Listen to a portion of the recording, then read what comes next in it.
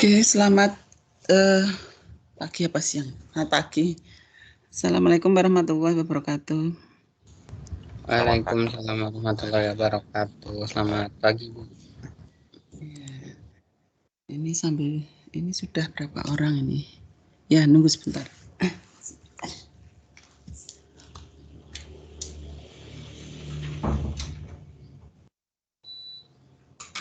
Waalaikumsalam wabarakatuh. Pagi, Bu. Oke. Selamat ketemu lagi.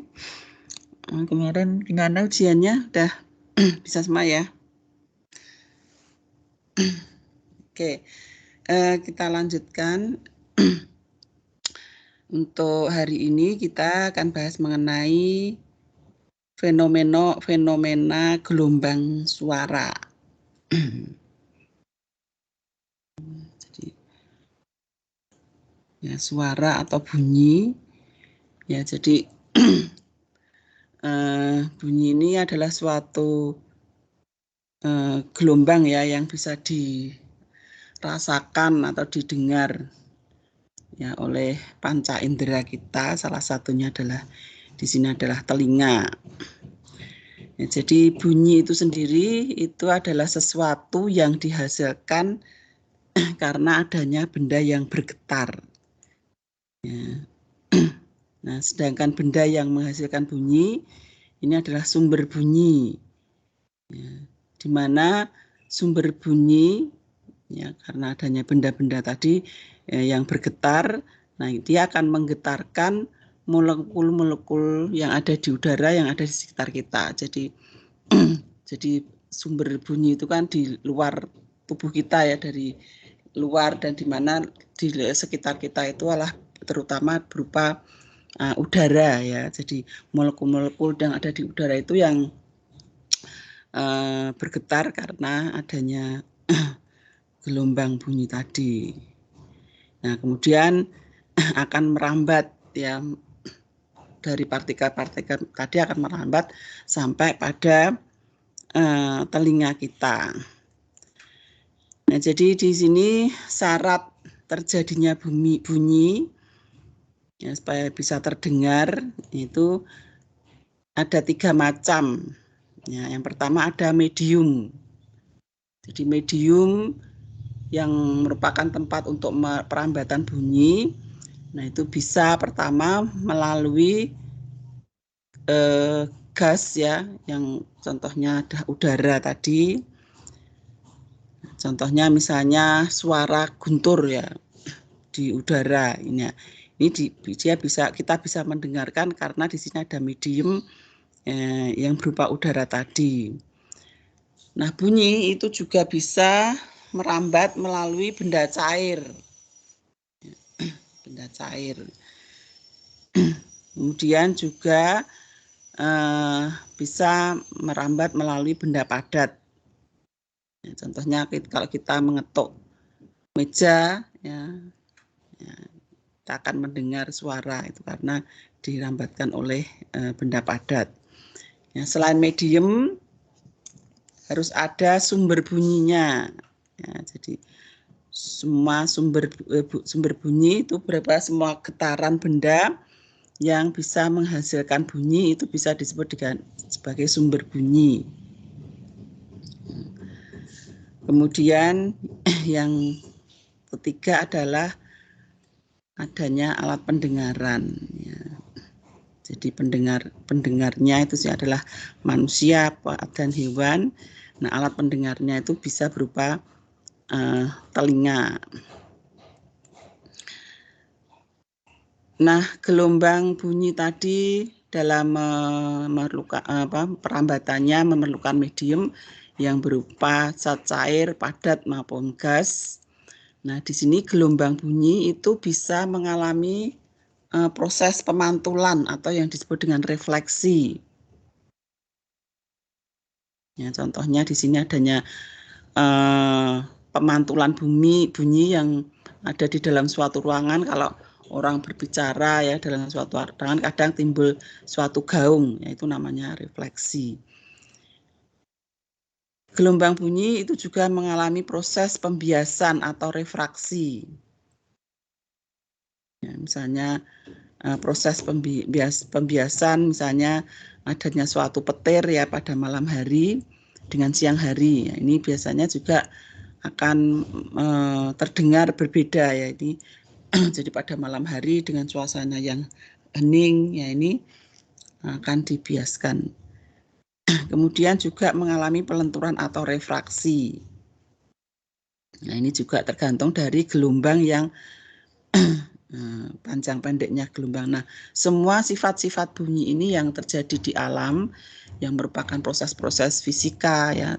Ini juga terjadi di dalam telinga kita nantinya. Jadi di telinga itu ada medium, ada ya, jadi berupa zat padat, cair, ya, gas, yaitu yang bisa masuk ke dalam telinga kita sehingga nanti akan terrefleksikan dalam bentuk suara yang kita dengar. Ya. Jadi suara-suara yang timbul dari alat musik dan sebagainya. Nah, ini karena berdasarkan pada frekuensinya ada dibagi menjadi beberapa gelombang suara. Jadi gelombang suara atau apa namanya audiosonik ya. Jadi gelombang sonik ya ini audiosonik atau gelombang ini adalah gelombang bunyi yang berada pada frekuensi pendengaran antara 20 Hz sampai 20.000 Hz. Ini adalah pendengaran yang frekuensi yang bisa didengar oleh manusia. Jadi pada frekuensi antara 20 sampai 20 Hz. Namanya gelombang audiosonik. Ya. Ada juga gelombang infrasonik. Ya, jadi infrasonik ini gelombang yang frekuensinya berada di bawah frekuensi gelombang audiosonik. Ya, jadi lebih kecil dari 20 Hz. Ini biasanya pada jangkrik, ya, itu juga bisa berkomunikasi. Nah, itu dengan gelombang yang frekuensi yang di bawah 20 Hz. Ada juga gelombang ultrasonik. Ya. Jadi gelombang ultrasonik itu mempunyai frekuensi lebih dari 20 Hz.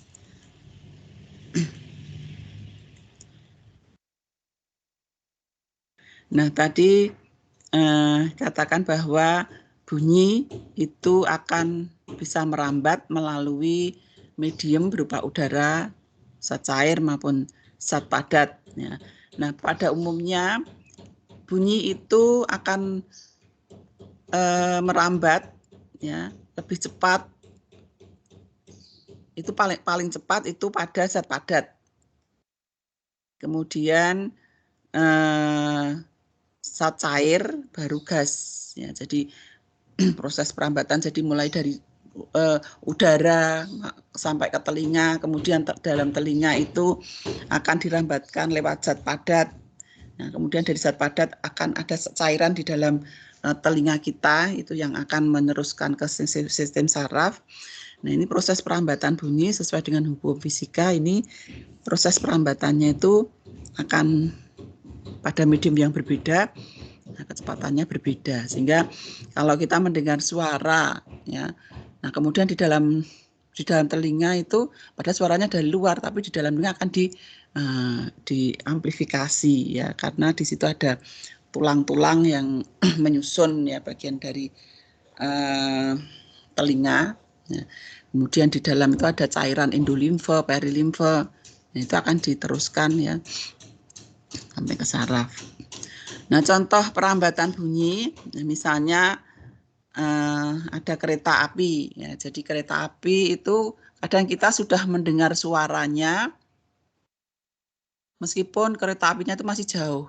Ya, kita belum, jadi suara aslinya itu belum sampai ke kita, tapi karena dia bisa merambat lewat rel, ya, rel itu kan benda padat, ya.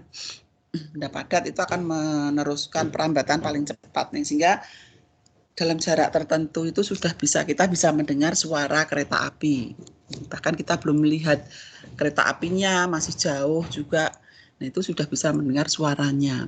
Apalagi kalau siang hari besi, yaitu rel kereta api itu kan besi. Itu mengalami panas ya, semakin tinggi temperatur ini juga berpengaruh terhadap proses perambatan bunyi tadi. Nah, jadi kesimpulannya bahwa cepat rambat bunyi itu tergantung pada medium. Ya. Jadi ini ada beberapa zat perantara yang bisa merambatkan bunyi itu dengan beberapa zat itu mempunyai cepat rambat bunyi yang berbeda-beda ya. Jadi seperti udara dengan gas karbon yaitu kecepatan rambatnya berbeda dengan yang di udara secara keseluruhan dengan suhu. Misalnya suhu itu juga berpengaruh terhadap kecepatan rambat bunyi ya beberapa zat. Nah, ini juga sangat penting ya, senyawa zat-zat ini digunakan misalnya untuk aplikasinya dalam kehidupan sehari-hari bisa dipakai untuk melapisi suatu ruangan ya. Jadi kadang kita ada ruangan yang kedap suara supaya tidak terdengar. Biasanya pada grup-grup musik ya, itu kalau membuat ruangan itu harus kedap suara. Nah, itu bisa dindingnya itu bisa dilapisi dengan zat-zat yang menyesuaikan dengan cepat rambatnya bunyi tadi. Nah, beberapa istilah yang berkaitan dengan proses perambatan bunyi, ya, ini juga ada pemantulan bunyi. Nah, contohnya itu adalah gaung. Ya. Semuanya sudah pernah mendengar suara gaung. Ya, jadi gaung itu adalah suatu bunyi pantulan dari suara aslinya. Ya. Nah, gaung ini biasanya terdengar. Ya, jadi bunyi pantul tadi terdengar dengan cara mengganggu bunyi aslinya, ya, sehingga bunyi aslinya tampak kabur. Ya. Jadi biasanya gaung itu adalah merupakan suatu proses pengulangan bunyi yang jatuhnya itu hampir bersamaan dengan bunyi aslinya. Ya, jadi nah ini sehingga bisa menyebabkan suara yang berulang-ulang. Jadi misalnya dalam suatu ruangan yang mungkin atau kita menggunakan mix misalnya, itu kan seringkali suaranya itu enggak jelas ya, itu karena ya desain ruangannya yang mungkin kurang bagus sehingga memunculkan gaung tadi, sehingga bunyinya berulang-ulang ya, menumpuk ya, saling menumpuk satu sama lain. Nah, sehingga ini akan menjadi tidak jelas. Ya, jadi ini gaung tadi ini terjadi karena gelombang bunyi yang dipantulkan ke permukaan benda yang keras, ya, yang kemudian dia akan menyerap suara bunyi tadi. Ya, sehingga ini contohnya, misalnya pada saat berpidato dengan mic-nya itu juga mic-nya kurang bagus ya, kemudian juga medium tadi yang tempat pemantulan berupa permukaan dinding tadi itu bisa menyebabkan suara gaung. Kemudian juga bedanya dengan gema, ya, adalah pemantulan bunyi berupa gema. Jadi gema itu adalah suatu perulangan bunyi yang terdengar setelah bunyi ditimbulkan. Beda dengan tadi gaung, jadi gaung itu jatuhnya itu bersamaan dengan bunyi aslinya, jadi sehingga tak terjadi penumpukan. Kalau gema itu perulangan bunyi yang ditimbulkan setelah bunyi yang aslinya itu muncul. Jadi kayak kita berada di suatu tempat yang tinggi gitu, kemudian berteriak, ya, kadang ada suara balasan, ya. Kita sudah teriak gini, kemudian selang beberapa saat akan muncul lagi suara, ya, karena ya, itu gaung. Nah, dalam proses pemantulan bunyi itu sebenarnya tidak selalu merugikan ya. Kalau tadi itu bisa juga merugikan karena mengganggu suara jadi seperti bising begitu.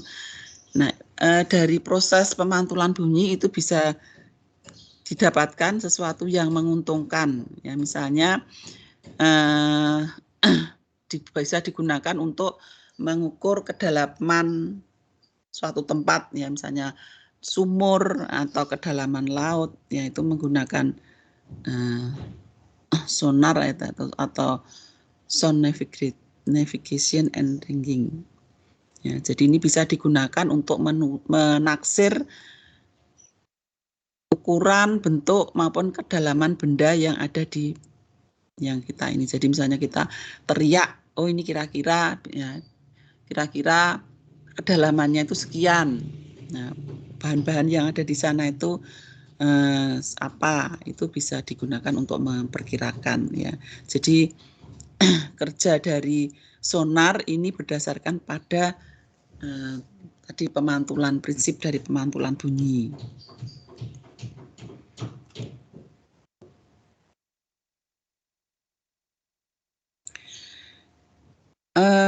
Ini juga kaitannya dengan bunyi. Kita juga mengenal tentang karakteristik bunyi. Ya, jadi karakteristik bunyi ini tergantung dari tinggi rendahnya maupun keras lemahnya suatu bunyi.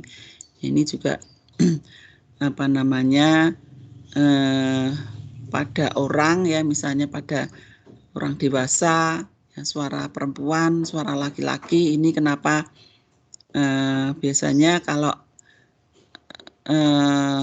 laki-laki, nah ini mempunyai pita suara yang bentuknya ya panjangnya juga berbeda dengan perempuan, sehingga laki-laki itu mempunyai nada dasar ya 125 Hz, sedangkan pada perempuan nada dasarnya itu bisa lebih tinggi. Jadi kalau wanita itu biasanya suaranya lebih melengking dibandingkan pada laki-laki, nah itu suaranya biasanya lebih berat.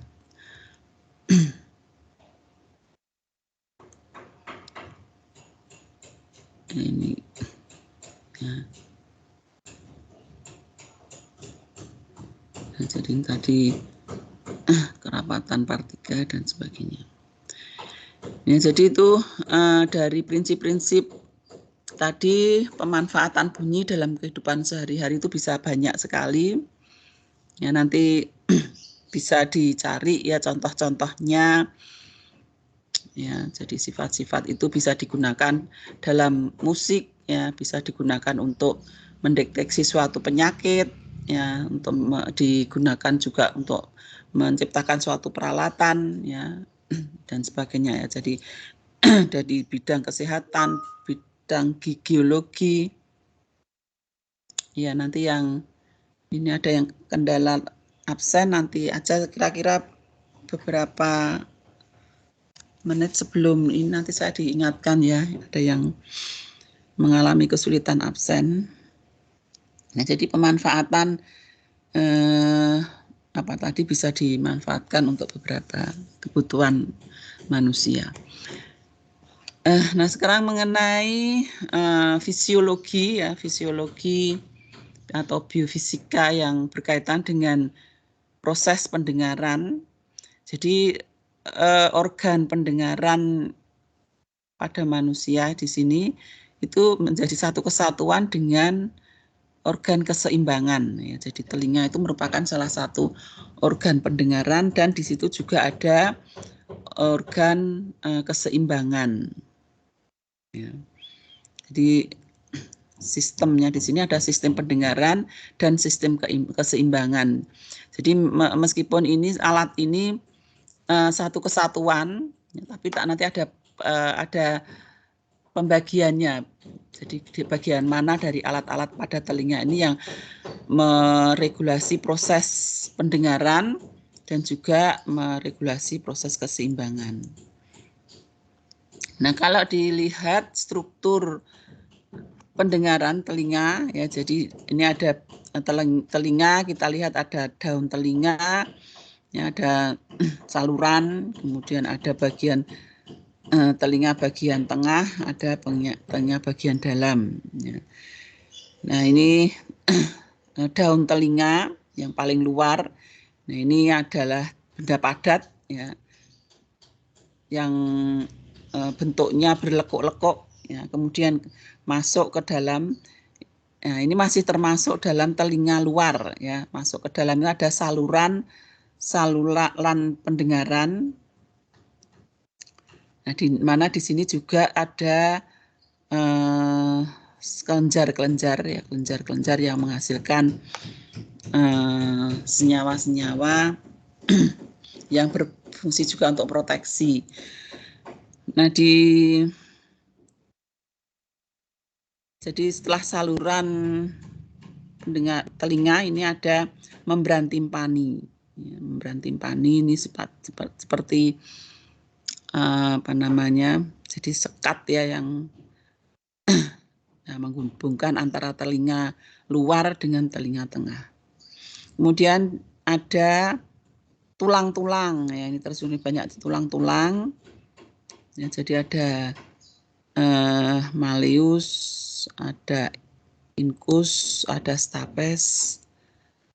Kemudian ini juga ada tuba eustachii yang berhubungan dengan faring. Ya, jadi telinga kita itu juga berhubungan dengan saluran pencernaan ya, saluran pernafasan. Ya. Kemudian di telinga dalam di sini juga ada seperti siput, rumah siput ya. Nah, di sini juga berupa tulang-tulang yang di dalamnya ini juga terdapat cairan, ya, cairan endolimfa dan perilimfa.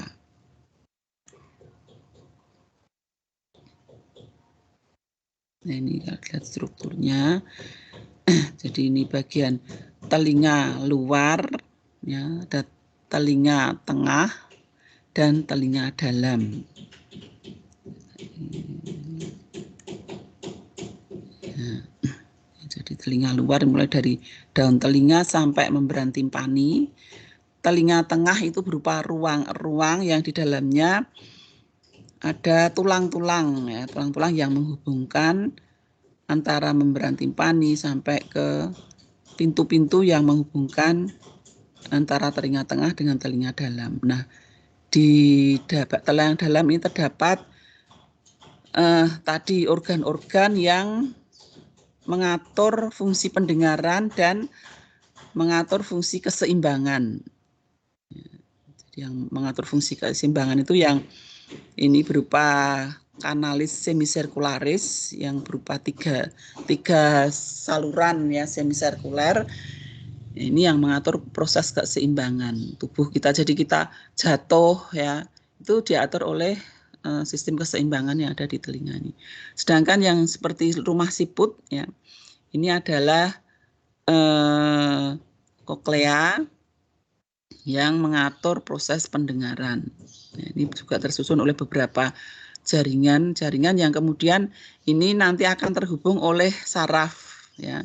Jadi di sini ada saraf yang meneruskan proses keseimbangan, ini saraf vestibular, dan saraf yang berasal dari organ pendengaran ke saraf pusat ya, saraf auditoris. Ya, di sini nanti akan diatur.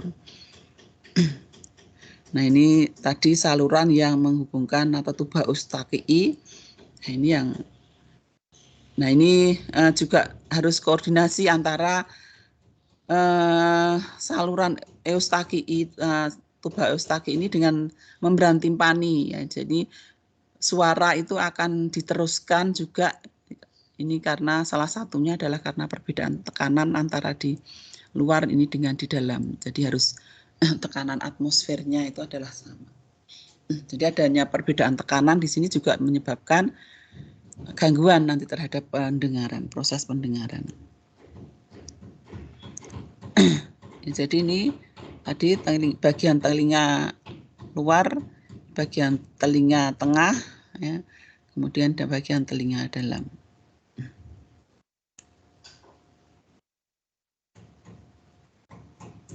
Nah, kita mulai dari telinga luar.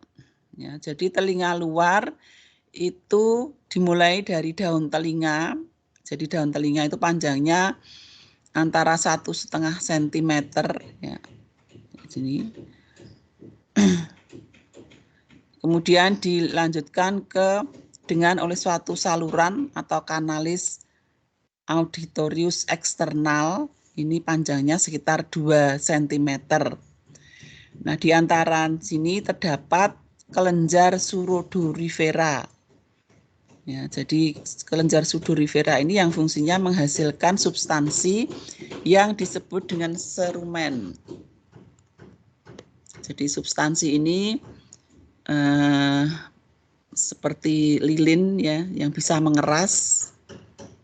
Nah, ya, jadi serumen ini fungsinya adalah untuk menjaga atau sebagai proteksi terhadap kotoran-kotoran yang masuk supaya tidak masuk ke dalam telinga, nah, kemudian juga untuk mencegah serangga-serangga masuk ke dalam lubang telinga kita ya, karena memang menghasilkan suatu bau yang kurang enak ya.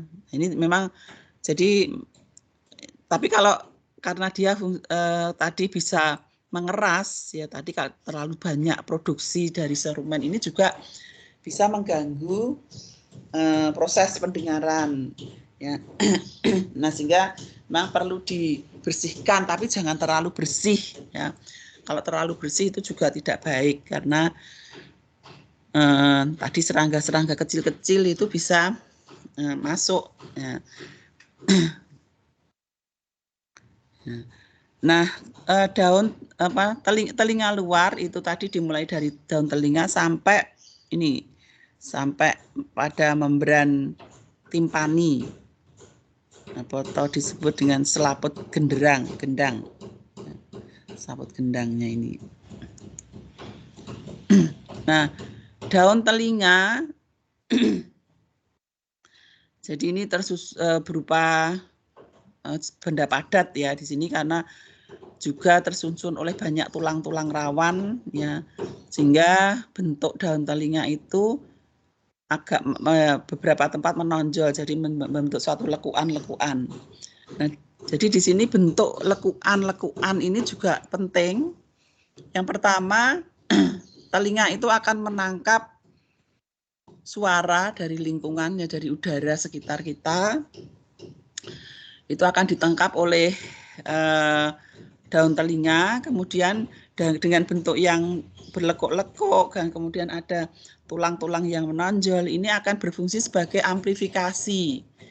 Jadi tadi kan benda padat itu akan merambatkan suara itu akan lebih cepat ya. Ini di sini akan berfungsi untuk sebagai amplifikasi. Jadi yang masuk suara itu akan masuk ke dalam telinga, masuk ke dalam ini karena ada amplifikasi dari tulang-tulang rawan tadi, benda-benda padat tadi. Nah, di samping itu juga ini terjadi filterisasi ya. Jadi suara tadi difilter juga dengan adanya. Jadi dia sebelum masuk sampai ke membran, kemudian masuk ke membran timpani. Nah, di membran timpani itu juga terdapat otot-otot. Ya, jadi otot-otot itu yang mengatur ya, jadi supaya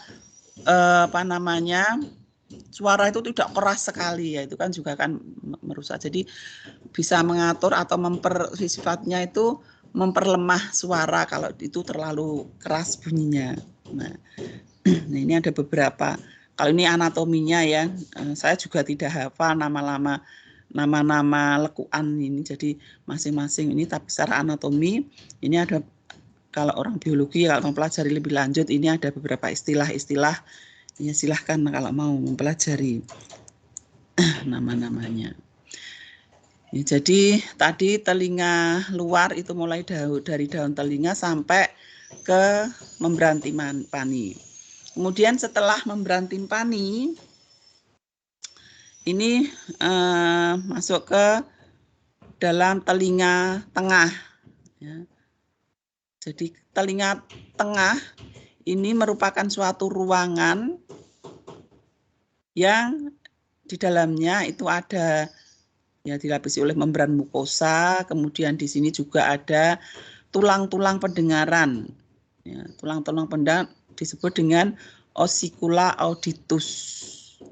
Nah, ossicula auditus itu ada 3 macam ya. Jadi yang ada ini yang tulang martil atau malleus, ya, yang dia akan melekat pada permukaan membran timpani. Jadi yang di sini melekat pada permukaan membran timpani adalah tulang malleus. Kemudian malleus ini akan berlekatan dengan incus, ya, tulang incus. Ya, kemudian tulang incus ini akan berlekatan dengan tulang stapes atau sanggurdi. Nah, ini akan tulang sanggurdi ini akan melekat pada fenestra ovali. Ya, di sini ada pintu-pintu yang menghubungkan nanti ke telinga dalam. Ya, jadi fenestra ovali ini di antara ini terdapat sekat ya yang menuju ke telinga dalam. Ya, jadi nanti penghantarannya itu tadi kalau yang dari telinga luar itu kan berupa udara ya, udara masuk lewat saluran atau kanalis eustachius ya, kemudian masuk ke dalam akan dirambatkan ke membran timpani ya, timpani. Nah, ini akan diperbesar nanti, tapi di sini juga ada otot-otot yang mengaturnya. Nah, kemudian ini akan masuk lewat tulang-tulang ini. Jadi membran medium di sini berupa medium yang padat. Nah, jadi di telinga tengah itu bunyi akan dirambutkan melewati benda-benda padat. Nah, pada ruang telinga tengah tadi terdapat 5 buah pintu yang berasal dari saluran telinga luar menuju ke telinga tengah, ya, kemudian menuju ke telinga dalam. Nah, kemudian ini akan menuju ke ada yang menuju ke tuba eustachii, ya, jadi yang menuju ke tuba eustachii yang berkaitan dengan tadi menuju ke faring. Ya. Nah, ini ruang-ruang tadi dilapisi oleh jaringan lapisan mukosa. Ya. Nah, tuba eustachii ini juga sangat penting untuk menjaga keseimbangan tekanan udara antara telinga luar dengan telinga tengah. Ya. Jadi ini harus jaga keseimbangannya. Jadi ya, kalau terjadi ketidakseimbangan tekanan atmosfer, ini menyebabkan terjadinya robek ya. Jadi membran timpani itu bisa robek. Nah, ini juga ini dengan cara mengaturnya dengan cara membuka dan menutup saluran eustachii ya. Jadi biasanya saluran eustachii itu dalam posisi menutup kecuali kalau pada saat menelan kemudian menganga, yaitu ini akan terbuka. Nah, ini juga penting sekali pada yang sangat ekstrim itu biasanya kalau kita berada pada ketinggian yang tekanan udaranya itu atmosfer di atas itu kan tekanannya oksigennya sedikit ya tekanannya. Nah, ini misalnya kita naik pesawat terbang ya, pada kondisi tertentu atau biasanya pas dari kondisi yang tinggi kita akan take off misalnya ya. Nah, ini kan akan terjadi perubahan tekanan yang mendadak antara udara di tempat yang tinggi ke tempat yang rendah. Nah, itu bisa sering kali kayak berdengung gitu ya. Jadi kalau kita pas take off itu kan biasanya telinga itu sakit ya. Nah, telinga sakit ya, sehingga biasanya itu ya sebaiknya ya kalau pas take off itu kita bisa supaya tuba Eustaki ini tidak kering. Biasanya kalau terus ini kan kering sehingga sakit ya, itu bisa makan permen atau apa supaya ada cairan atau air untuk membasahi kelembapan pada tuba Eustaki. Ya, kalau dulu di pesawat itu biasanya dikasih ada permen ya di itu, tapi sekarang enggak pernah ada itu permen. Nah, itu sebenarnya bagus sekali. Jadi pada saat tertentu karena udara ini ya kita tujuannya adalah untuk menjaga tekanan atmosfer antara bagian luar dari telinga dengan bagian dalam, ya, bagian dari tuba Eustaki. Ini. Kemudian ini di bagian telinga dalam. Nah, tadi di bagian telinga dalam itu ada sistem yang mengatur keseimbangan dan sistem yang mengatur proses pendengaran. Ya, ini masing-masing akan dihubungkan oleh saraf ya, serabut-serabut saraf. Ya, di sini yang mengatur sistem keseimbangan ini adalah terdapat 3 saluran ya, semisirkuler ya, setengah lingkaran ya, di bagian posterior, di bagian lateral dan juga di bagian superior. Ya, ini bentuknya juga saling tegak lurus ya. Nah, pada bagian ujung-ujung ini agak agak menggembung gitu ya, bagian ampula. Kemudian di sini itu bagian utriculus ya dan sacculus. Nah, di sini banyak ada cairan-cairan ya, ada cairan perilimfa dan cairan endolimfa. Ya, jadi ini juga cairan tadi yang berfungsi untuk meneruskan gelombang bunyi. Sedangkan untuk ini rumah siput ya, rumah siput itu bentuknya tulang berupa tabung yang membentuk semacam labirin. Jadi dia membentuk nah ini juga berkaitan dengan perambatan bunyi ya, jadi frekuensi yang atau panjang gelombang dari suara itu akan ada yang keras, ada yang panjang, ada yang pendek ya, ini akan melewati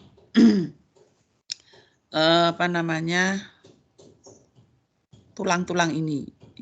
Nah, ini di dalamnya juga tersusun oleh beberapa bagian ya. Nah, ini rumah ya, ini kalau dilihat bagian telinga dalam.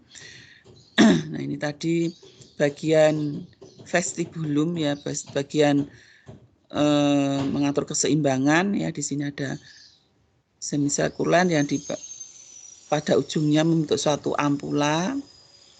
Nah, di sini juga ada bagian vestibuli. Nah, ini dihubungkan nanti oleh saraf-saraf vestibulum. Sedangkan di sini tadi koklea. Ya. Ini kalau dipotong melintang salurannya, ini ada bagian lagi. Ya. Nah, ini juga di sini bagian tengah ini ada membran basilaris yang di sini terdapat sel-sel rambut ya, yang berupa sel-sel saraf juga yang akan dilanjutkan ke saraf koklea, saraf pendengaran.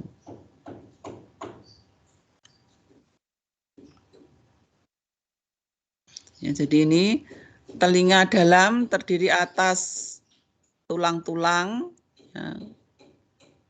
Kemudian ada labirin, membentuk labirin. Jadi koklea tadi muter seperti labirin. Jadi labirin itu kan susah untuk kayak berputar-putar begitu banyak ya, berlekuk-lekuk. Nah, ini juga dibagi menjadi tadi koklea, ada vestibuli, ada kanalis circularis. Nah, yang bagian koklea atau seperti siput tadi, nah di situ berupa tulang yang lengkuk-lakuk tadi di dalamnya terdapat suatu tonjolan dinding koklea, tonjolan tulang yang disebut dengan membran basilaris. Nah, membran basilaris ini memisahkan antara kedua saluran tadi menjadi saluran yang disebut dengan skala vestibuli yang ada di bagian atas dan skala timpani. Ya, skala timpani itu yang terdapat di sebelah bawah dari membran basilaris. Nah, kemudian di bagian tengah juga ada skala media. Ya, ini juga nanti kaitannya ada yang mengatur untuk keseimbangan dan pendengaran. Nah, pada saluran skala vestibuli dan skala timpani itu juga tadi terisi oleh suatu cairan yang disebut dengan cairan perilimfa. Ya, jadi cairan perilimfa itu dihasilkan oleh cairan cerebrospinal.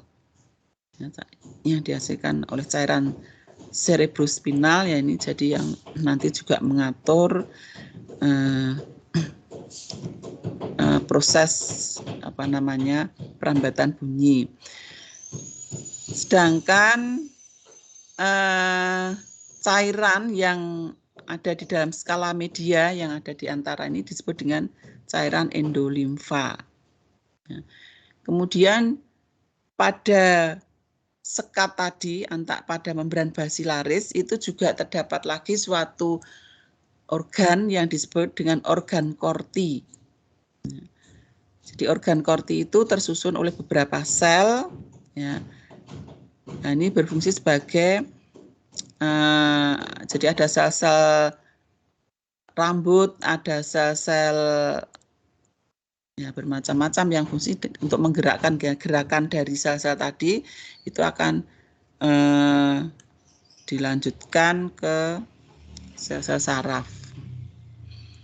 Kemudian itu tadi di bagian koklea. Kemudian di bagian vestibuli, ya, jadi di bagian vestibuli tadi yang mengatur keseimbangan tadi terdiri dari dua bagian, yaitu bagian sakulus dan bagian utriculus. Ya, sakula dan utricula. Nah, saraf di situ banyak juga tadi serabut-serabut saraf, di mana serabut saraf pada vestibularis tadi akan mengelilingi sel rambut. Ya. Nah, ini juga pada di antara sel-sel rambut, ya, pada bagian makula ini, makula pada vestibuli ini terdapat banyak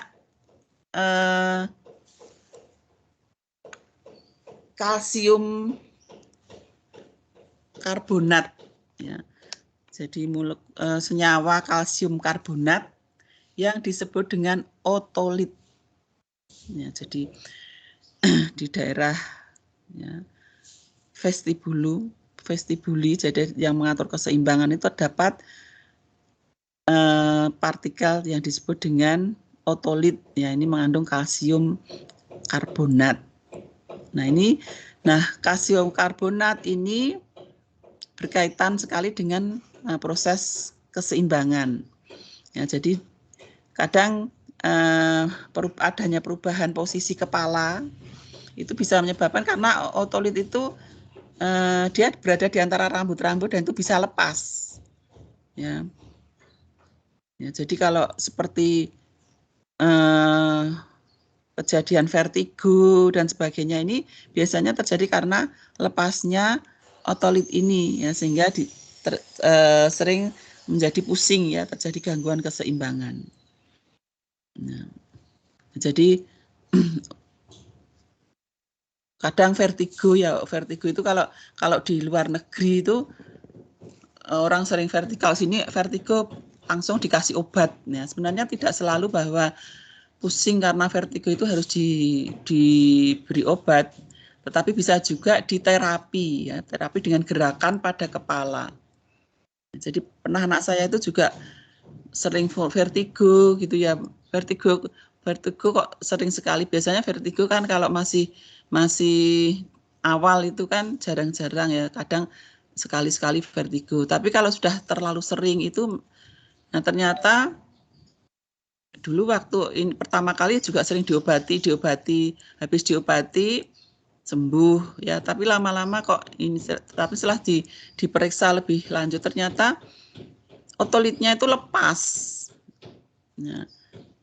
Nah, untuk mengembalikan itu ternyata bisa diterapi dengan gerakan ya, gerakan pada di kepala. Jadi ada ada treatment sendiri ya untuk, tapi itu harus ada ahlinya untuk ini gerakan-gerakan. Terus akhirnya memang otolit itu bisa kembali ke posisi semula, dan sampai sekarang tidak pernah dengan obat itu, jarang sekali pusing ya, jarang terjadi vertigo.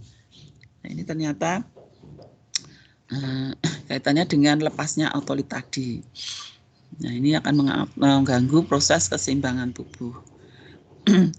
Kemudian tadi kanalis semisirkularis. Ya.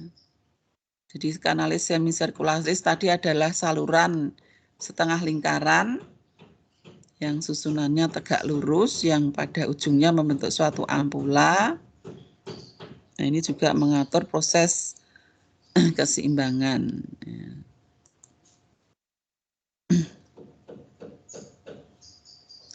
Nah, untuk mekanisme proses pendengaran sendiri, ya, jadi proses pendengaran itu ya terjadi karena adanya rangsang tadi yang diteruskan sampai dari telinga luar, tengah, ke dalam, yang kemudian ke saraf-saraf tadi sampai ke otak ya. Nah, ini karena tadi proses perambatan gelombang udara, kemudian gelombang pada medium padat, kemudian pada medium cair, yang tadi akan meneruskan, kemudian diteruskan oleh sel-sel saraf ya sampai ke otak.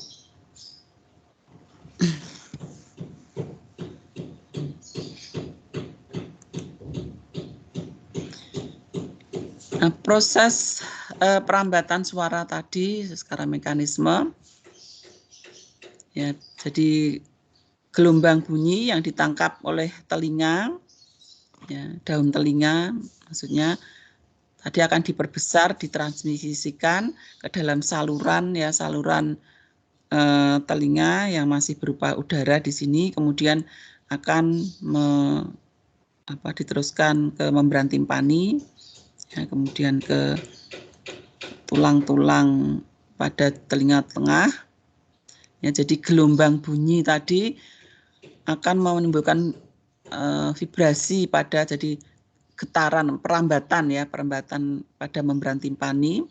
Nah, di sini membran timpani itu sifatnya elastik ya, dan mudah bergetar.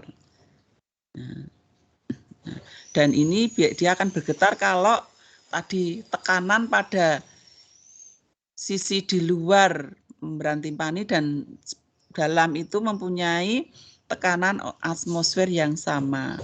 Ya, jadi kalau perubahan tekanan atmosfer ini berbeda, nah ini maka ini akan terjadi gangguan di dalam proses penghantaran atau perambatan dari gelombang suara tadi. Ya, jadi ini dengan cara diatur supaya tekanan atmosfernya sama. Ya, jadi membran timpani tidak akan bergetar dengan baik jika tuba itu tersumbat dan tekanan pada kedua sisi tidak sama. Ya, jadi amplitudo getaran membran proporsional dengan intensitas bunyi. Ya, jadi ini juga perambatan tadi juga dipengaruhi oleh amplitudo getaran. Ya, jadi membran sangat teredam, yaitu berhenti bergetar segera setelah bunyi berhenti. Ya, jadi tentunya. Kemudian ini tadi osikel, jadi osikel itu tulang-tulang yang ada pada pendengaran. Ya, tadi ada 3 jenis ya. Jadi getaran yang sampai pada membran timpani tadi akan ditangkap oleh malleus, kemudian dilanjutkan ke incus dan ke stapes. Kemudian di bagian kaki dari stapes ini akan mentransmisikan getaran vibrasi tadi melalui venistrum ovale. Jadi tadi yang berupa seperti pintu-pintu tadi yang menghubungkan antara telinga tengah dengan dalam. Nah, membran timpani itu ukurannya memang besar ya, dibandingkan dengan venistrum ovale.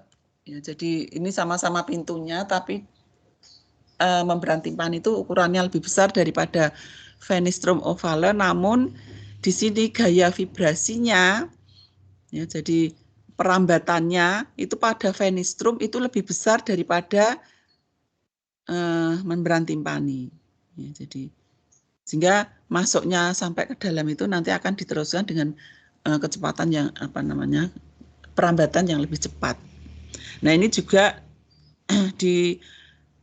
dibantu oleh adanya otot-otot ya, otot-otot pada stapedius ya. Jadi ada otot tensor timpani. Nah, ini akan berkontraksi secara reflektorik ya. Jika ada respon bunyi yang keras ya. Nah, ini akan menyebabkan kontraksi dari osika ini akan menarik sehingga osikalnya kaku ya, sehingga ini juga salah satu fungsi untuk meredam supaya bunyinya itu agak diperlemah. Ya, jadi di gerakan-gerakannya di situ. Ya, kemudian masuk ke koklea. Jadi koklea tadi yang kaitannya dengan pendengaran ya, mengatur pendengaran. Jadi vibrasi pada venistrum ovale. Ya, jadi tadi masih berupa sekat ya tadi. Ini akan meneruskan gelombang tekanan tadi ke dalam cairan perilimfe yang ada di telinga dalam. Ya, jadi di dalam saluran-saluran tadi kan ada cairan perilimfa yang dihasilkan oleh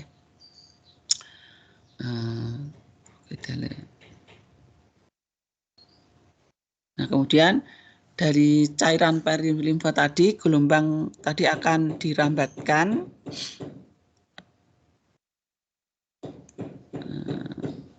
ya. Nah, ya, dengan perambatan gelombang tadi ini bagian dari tadi jadi di bagian koklea tadi saluran tadi kan dibagi menjadi 3 ya, ada skala vestibuli yang sebelah atas, skala timpani itu yang bawah, yang skala vestibuli itu berkaitan dengan keseimbangan tadi, skala timpani dikoordinasi dengan pendengaran. Di sini pada bagian membran basilaris ya. Ini terdapat tadi adanya organ korti ya. Jadi organ korti tersusun oleh banyak sel-sel ya, termasuk ada sel-sel rambut ya, ini banyak rambut-rambut yang terhubung dengan saraf ya. Jadi nanti ada juga ganglion-ganglion saraf. Jadi gerakan tadi dari cairan perilimfe yang ini akan menggerakkan rambut-rambut ya, getaran tadi, sehingga ini akan diteruskan oleh ke arah saraf-saraf pendengaran, ke arah saraf koklearis ya. Nah, jadi ini organ korti ini, jadi gerakan membran basialis yang dihasilkan oleh gelambang yang berjalan di dalam koklea menggerakkan sel-sel rambut, kemudian mengeksistasinya, kemudian mentransmisikan input tadi ke saraf-saraf koklearis ya. Nah, ini akan ini jadi ini membran basilaris. Nah, ini ada sel-sel tadi, ada sel rambut ya, ada. Nah, di sini ada di rambut diteruskan lewat sel-sel di sini ya, di sini ada banyak ganglion-ganglion ganglion-ganglion tadi akan berkumpul, dia meneruskan ke saraf-saraf koklear. Nah, untuk gelombang yang dihasilkan oleh bunyi yang berfrekuensi tinggi, ya, jadi kalau frekuensinya tinggi, dia hanya berjalan di sedikit aja dalam koklea. Ya. Sedangkan kalau frekuensinya rendah, nah ini dia harus jalannya lambat ya sampai ujung koklea. Nah, sehingga di sini ada besarnya gelombang bunyi. Nah, jadi kaitannya dengan keras lemahnya bunyi itu tergantung dari frekuensinya. Jadi ini ada beberapa jenis ya gelombang bunyi yang merambat ya. Jadi misalnya ada beberapa contoh yang satu siklus itu satu puncak di sini ya. Jadi ABC itu hampir sama ya. Ini teratur ya, suara mungkin satu jenis suara tetapi dia mempunyai panjang gelombang amplitudo yang berbeda. Nah, ini akan merambat dengan kecepatan yang berbeda. Nah, kalau yang D sama E di sini kalau seperti suara yang bising ya. Suara bising itu menimbulkan gelombang yang tidak teratur seperti ini. Jadi sehingga antara satu suara dengan suara yang lain itu kalau orang misalnya dari luar terjadi ribut ya, suara yang macam-macam itu kadang malah sampai ke telinga kita itu tidak terdengar dengan jelas ya, karena ini menimbulkan siklusnya itu yang tidak teratur ya. Jadi frekuensi atau siklus persatuan unit waktunya itu tidak teratur sehingga menimbulkan gelombang yang seperti ini, dan ini terdengar seperti suara bising ya. Ya, jadi tadi pembeda antara suara yang masuk tadi tergantung dari frekuensi yang berbeda-beda. Nah, ini tadi dengan frekuensi yang tinggi ya, jadi frekuensi tinggi itu keras ya. Nah, sehingga akan terdengar dengan lebih jelas.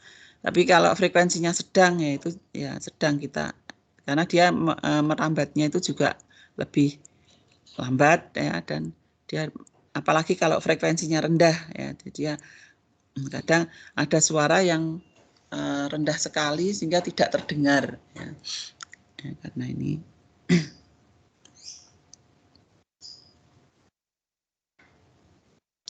Nah, kemudian tadi saraf pendengaran tadi dari nervus auditorius dari bagian koklearis ini akan mentransmisikan rangsangan tadi ke otak. Ya, kemudian di otak ini akan diinterpretasikan pada bagian globus temporalis.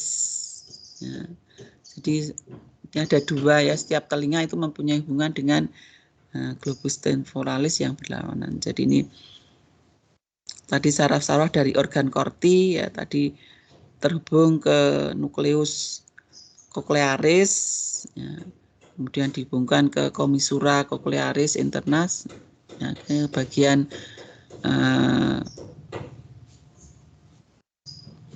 temporalis ya. Nah, ini secara ringkas proses fisiologi pendengaran yang tadi bunyi ditangkap oleh daun telinga, kemudian ke membran timpani, ke tulang pendengaran, ke fenestra ovale, ya, sehingga menggerakkan cairan perilimfa pada skala vestibuli, ya, juga membran ya di antara tadi ada membran Preissner yang mendorong juga ke cairan endolimfa, ya, sehingga ini akan menimbulkan getaran juga pada membran basilaris, kemudian mengalami refleksi ke sel-sel rambut. Nah, dalam sel-sel rambut ini juga akan membuka kanal ion ya. Jadi untuk perlambatan terjadi depolarisasi, yaitu prinsipnya sama dengan kemarin ya. Jadi ini ada karena itu ada sifatnya sel yang menghubungkan, Ya, di sini terjadi pertukaran ion sehingga menyebabkan terjadinya proses depolarisasi pada sel-sel rambut yang diteruskan ke sinaps ya, sinaps di situ banyak antar ganglion dan sebagainya. Nah, ini akan menghasilkan suatu neurotransmitter. Neurotransmitter tadi akan meneruskan potensial aksi ke saraf-saraf pendengaran, kemudian ke nukleus auditorius, ya, menuju ke korteks pendengaran pada lobus temporalis. Nah, ini tadi untuk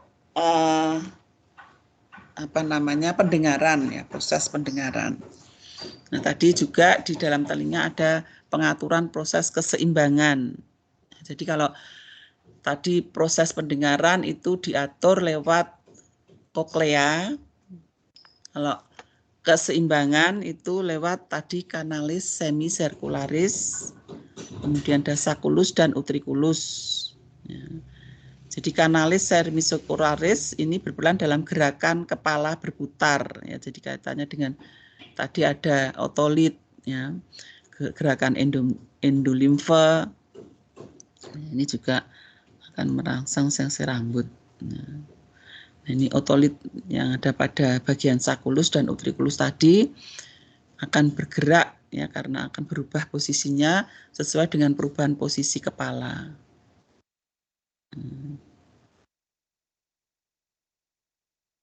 Nah, ini juga nanti rangsangan akan ditransmisikan sepanjang serabut saraf nervus cranialis yang ke-8, kemudian ke medula oblongata, ke cerebellum atau tak kecil, kemudian ke medula spinalis.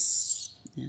Nah, rangsangan-rangsangan tadi karena adanya refleks juga pada otot, ya, pada leher, ini bisa menyebabkan ya, gerakan jadi untuk mengatur keseimbangan tadi. Selain tadi ada rangsangan yang ditransmisikan, juga peran dari otot-otot yang terutama pada bagian leher, mata, jadi otot-otot pada badan ya. Jadi ya, jadi termasuk kita itu berdiri dengan tegak tidak jatuh, yaitu diatur oleh antara kemampuan otot-otot itu mempertahankan postur tubuh juga dengan yang diteruskan ke organ-organ keseimbangan sehingga bisa bergerak. Jadi untuk fisiologi keseimbangan, jadi yang mengatur keseimbangan di sini tadi juga termasuk otot-otot dan juga faktor-faktor lain dari luar itu akan diteruskan, ditransmisikan dan ditangkap oleh suatu reseptor. Jadi reseptor di dalam tubuh itu ada ya. Jadi sebenarnya ada 3, ada reseptor vestibuler yang tadi di telinga, kemudian ada reseptor visual dan proprioseptor. Ya, jadi proprioseptor itu reseptor yang berasal dari bagian dalam, ya, misalnya bagian dalam tubuh, ya, misalnya dari otot, ya, dan sebagainya. Dan dari ketiga reseptor tadi itu yang paling banyak berpengaruh terhadap keseimbangan itu adalah reseptor vestibuler. Ya. Reseptor vestibuler itu berkontribusi sekitar 50%, lebih dari 50%. Ya, kemudian reseptor visual baru reseptor proprioceptif. Jadi kadang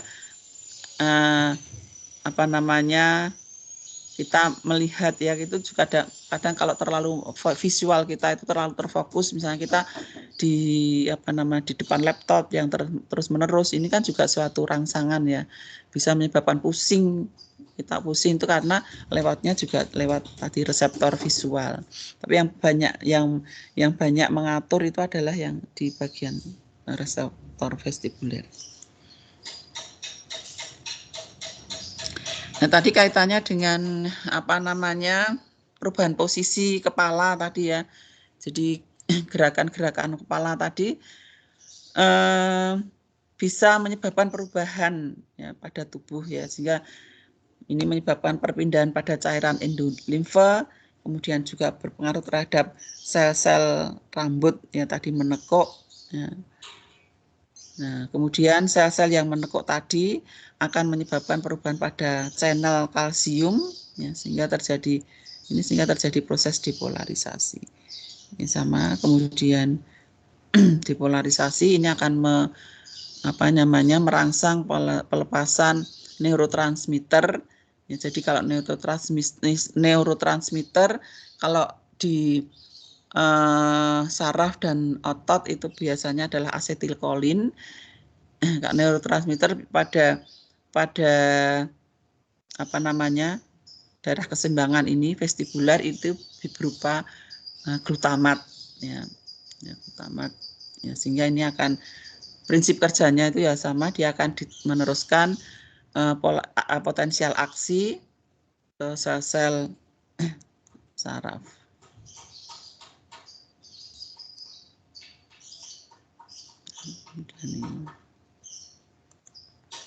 Nah ini jalurnya, jadi dari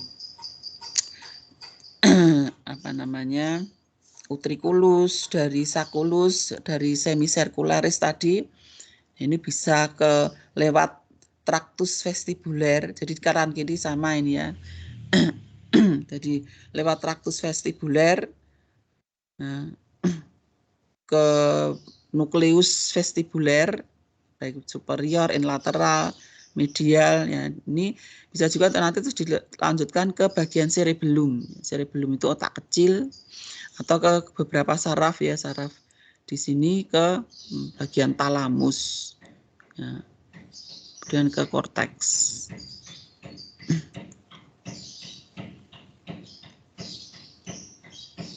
Nah, beberapa gangguan berkaitan dengan proses pendengaran.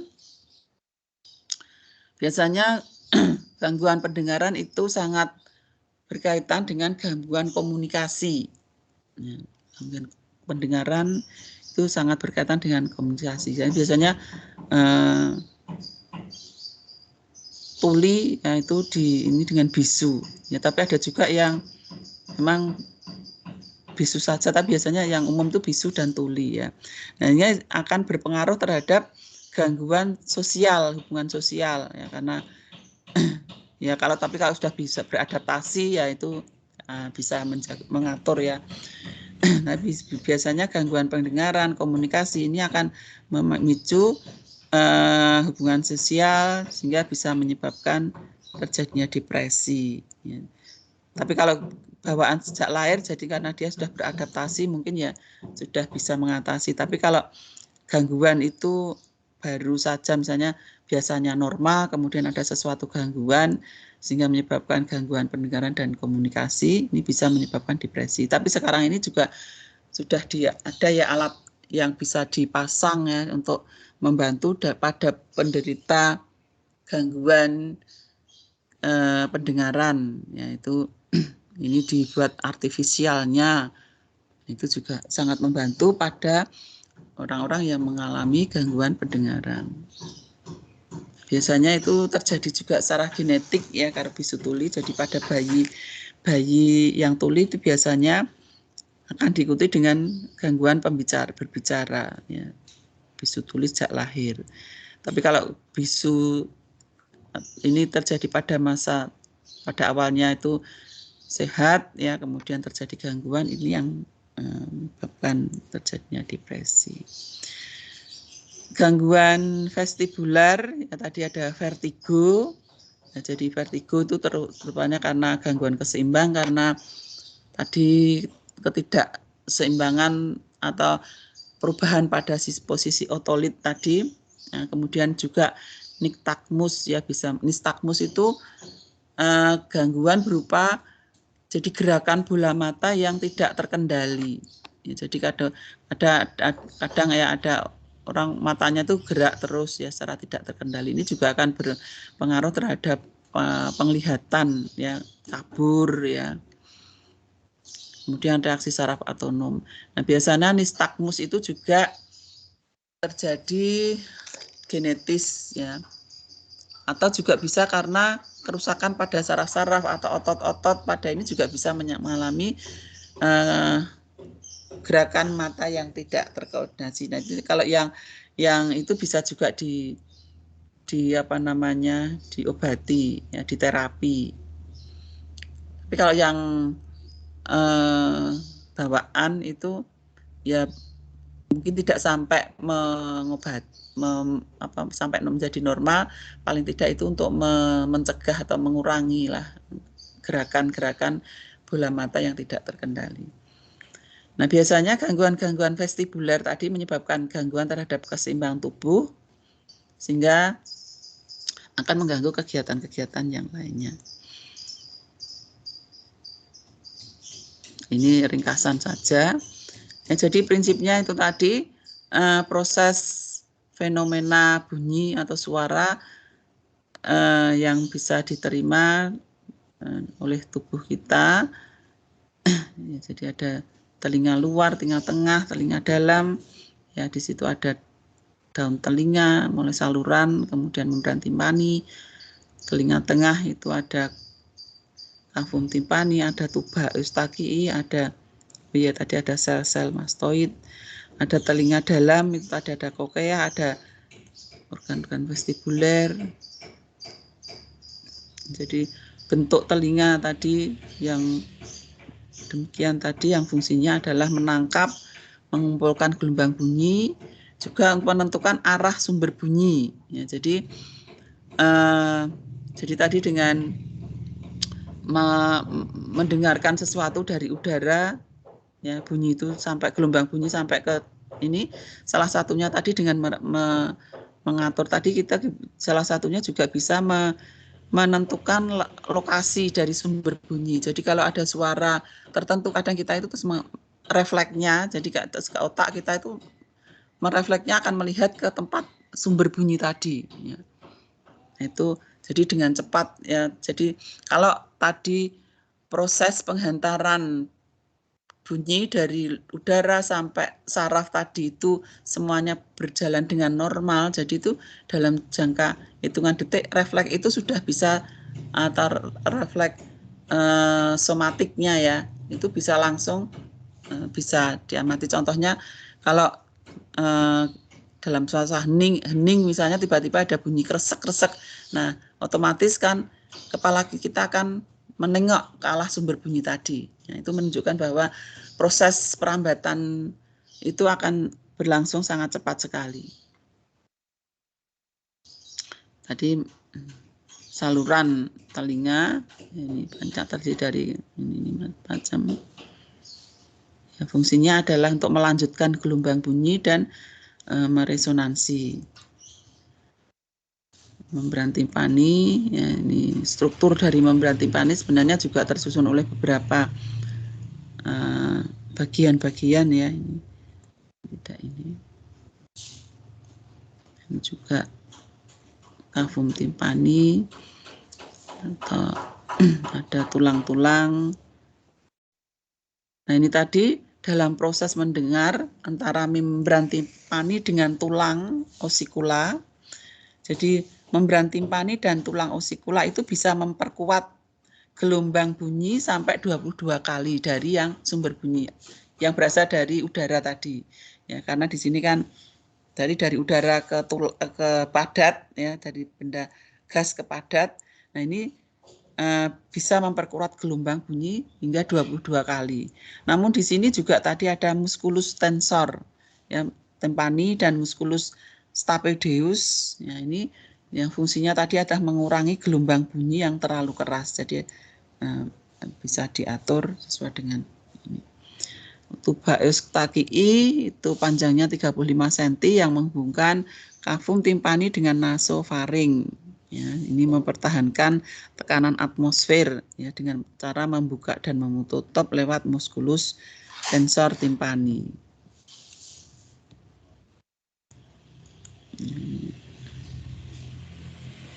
Nah, ini yang bagian telinga dalam tadi ada organ koklea, rumah siput, ada skala vestibuli, skala timpani, skala media yang berisi cairan-cairan ini, dan organ-organ vestibuler. Ya, ada organ korti. Nah, ini kalau dilihat penampang melintang dari koklea tadi, ya, jadi yang atas, ya, ini ada beberapa.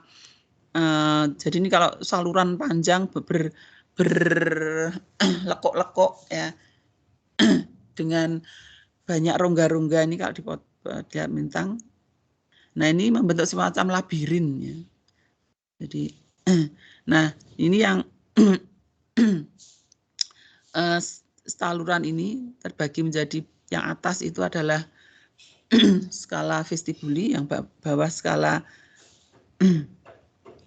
timpani. Di antara tadi ada membran basilaris, ada organ korti, yang kemudian semuanya itu akan dihubungkan ke ganglion-ganglion saraf, ya, menuju ke saraf koklear, nervus vestibulo-koklear.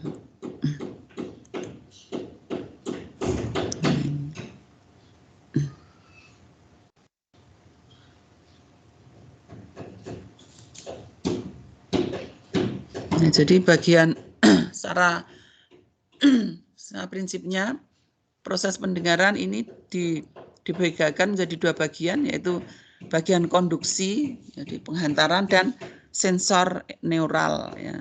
Jadi yang bagian konduksi itu mulai dari aurikulum, ya, meneruskan gelombang, mengumpulkan gelombang dan menentukan arah bunyi, kemudian diteruskan, diperkuat, ya, timpani sama tulang-tulang tadi bisa diperkuat sampai 22 kali. Ya, kemudian dilanjutkan ke fase sensoris, ya, yang di dalam koklear tadi. Di sini didukung oleh adanya cairan perilimfa, endolimfa, dan juga organ-organ korti, ya. Nah, ini fungsinya adalah meneruskan impuls, kemudian masuk ke pusat pendengaran, ya. Jadi akan diterjemahkan, ya, oleh otak kita sehingga akan dilanjutkan ke respon motoriknya. Ya, saya kira itu. Nah, ini juga tadi gangguan-gangguan vestibuler, ya, vertigo, nystagmus, ya, ini bisa menyebabkan reaksi pada saraf-saraf otonom sehingga bisa efeknya itu bisa berupa mual, muntah, ya, keringat dingin, bahkan bisa pingsan, ya. Jadi, tapi biasanya kalau vertigo masih awal-awal itu sebenarnya bisa juga kalau yang masih awal-awal biasanya kalau vertigo kita lebih baik tidak usah bergerak, ya. Jadi kenapa orang yang vertigo itu udah diam aja, konsentrasi, diam, dan tidur, ya, itu biasanya akan sembuh sendiri, ya. Jangan langsung dikasih obat, ya. Sebenarnya obat itu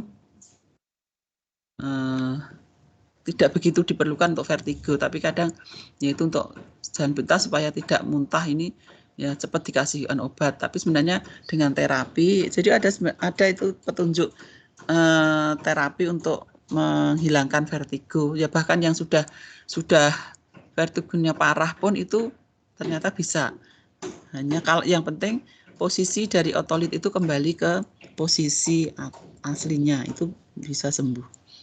Nah, itu mengenai fenomena suara bunyi yang bisa kita diproses secara fisiologis oleh tubuh kita sehingga kita bisa mendengar, ya.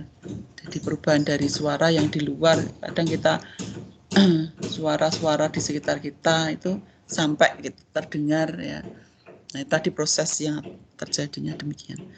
Oke, ada yang mau didiskusikan di sini? Atau sebelumnya saya akan sambil absen yang belum. Ini gimana caranya, ya? Mengecilkan, ya, sisi. Mengecilkan dulu. Oke. Sambil saya bantu yang belum absen.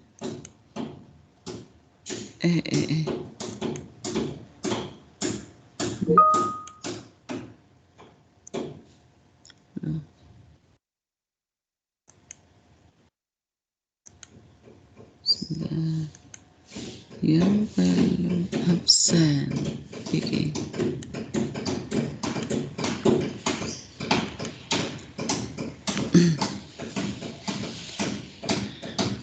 Ini agak lemot sinyalnya, malah hang on. Gimana ini? SSO ini.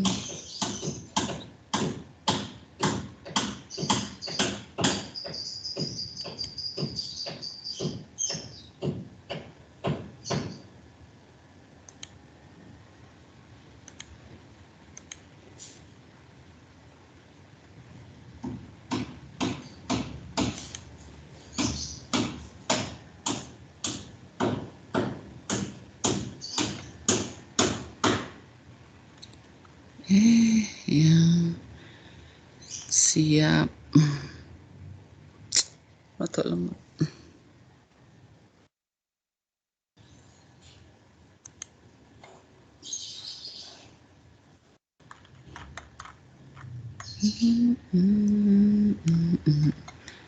Waktunya mah habis sebentar. Oke. Yes. Iya. Iya, Izin ya. masuk. Iya. Saya Robiatun absen. Sebentar, saya yang belum absen nih ya. Sebentar. Dela Anissa ada? Halo Dela. Dela Anissa katanya izin Ibu karena sedang sakit, sedang berobat seperti itu. Oh ya, sebentar saya.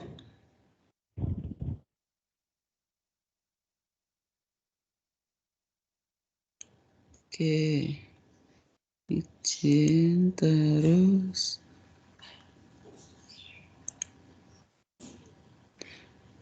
Salsabila. Hadir Ibu. Hadir. Terima kasih Bu. Ya. Haniatul. Haniatul Munfaridah ada nggak?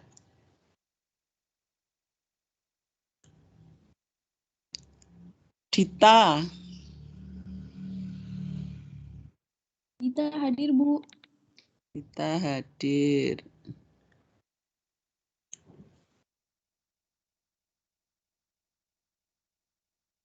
Hamdi. Hamdi Atta Rahmawan. Hamdi hadir, Bu. Hadir. Sudah ya, Retno. Iya Bu hadir. Retno hadir. Jadi yang tidak hadir satu ya. Kemana ini? Haniatul ada masalah nggak Haniatul? Hadir Ibu. Oh, enggak. Ya. Oke, hadir semua. Oke. Ada yang mau didiskusikan? Masih ada yang mau didiskusikan? Ibu saya izin bertanya Bu. Iya, silahkan Mbak. Kenapa ya Bu kalau lagi sakit flu gitu Bu, telinganya tuh jadi agak kurang mendengar gitu Bu, kayak lebih pelan gitu Bu. Ya, jadi flu itu kan tadi kaitannya kalau ini kan tuba eustachii ya, kalau ke apa namanya ke telinga ya. Kalau tadi pertanyaannya apa? Kalau flu suaranya Jadi pelan Bu mendengarnya. mendengarnya. Nah, ya tentunya tadi ada gangguan di dalam kan seperti flu dan ini kan tadi kan flu itu kan kaitannya dengan saluran pernafasan, paring, laring gitu ya. Nah, ini tentunya sedikit ada cairan juga yang tidak sekresi dari mukus yang bisa mengganggu dalam ini termasuk di sini sehingga akan mendapat sedikit gangguan ya. Tapi tidak semua juga flu itu pasti tidak bisa mendengar itu ya. Ya.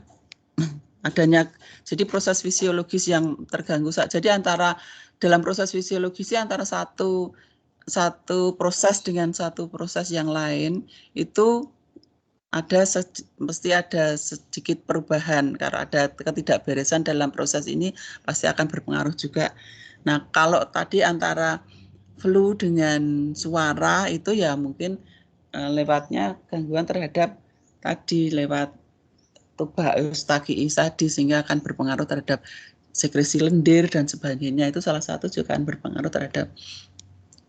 Nah, kalau kita misalnya flu, kadang kan juga ada agak kering gitu ya di saluran pernafasan. Nah, ini juga kekeringan di situ akan berpengaruh juga terhadap rangsang yang ada di sekitarnya itu. Itu Mbak. Baik Ibu, terima kasih penjelasannya.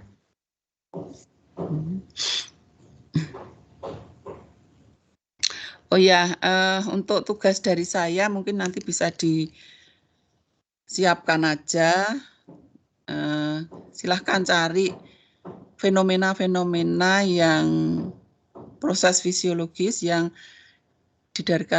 didasarkan pada proses-proses fisika. Silahkan apa saja yang bisa ada di secara yang terjadi di alam inilah. Tadi contohnya itu banyak ya, jadi bisa.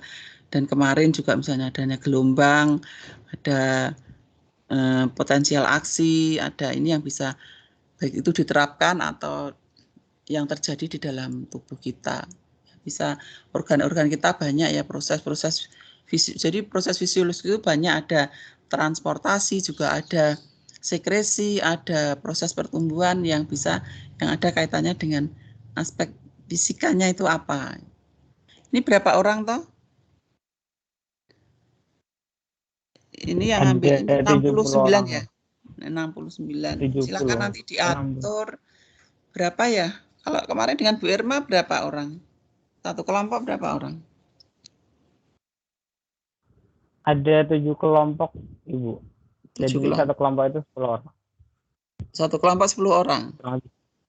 Iya. Ya, nanti ya. Mungkin bisa juga kelompoknya sama atau mau ganti lagi, silakan. Nanti diatur ya. Jadi nanti saya mungkin satu kali lagi